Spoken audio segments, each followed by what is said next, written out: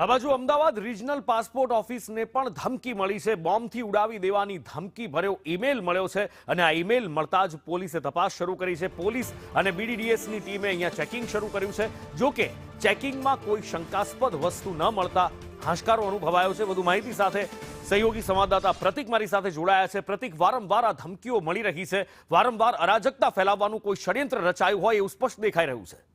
બિલકુલ નુપુર, થોડા સમય પહેલા જ અમદાવાદ સાયબર ક્રાઇમ દ્વારા એક આરોપી પશ્ચિમ બંગાળથી ઝડપ્યો હતો, જેનું નામ સૌરવ વિશ્વાસ છે અને સૌરવ વિશ્વાસના નામે જ આ પ્રકારના ધમકી ભર્યા ઈમેલ આવતા હતા। આ આરોપી ઝડપાયા ત્યારબાદ એવું લાગતું હતું કે હવે આવો ધમકી ભર્યો ઈમેલનો સિલસિલો અહીંયા રૂકી જશે, પરંતુ આવું નથી થઈ રહ્યું અને વારંવાર આ પ્રકારના ધમકી ભર્યા ઈમેલ મળી રહ્યા છે। ન માત્ર અમદાવાદ પરંતુ રાજ્યના અલગ અલગ શહેરોમાં મળી રહ્યા છે।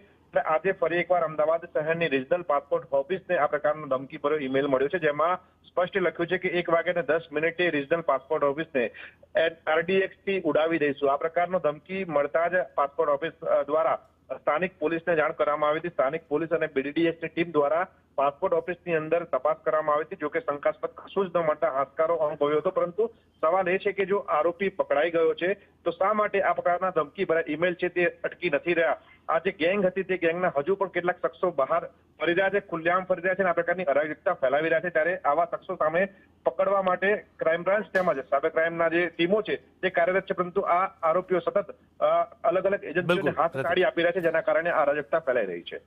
જી પ્રતિક, માહિતી બદલ આભાર।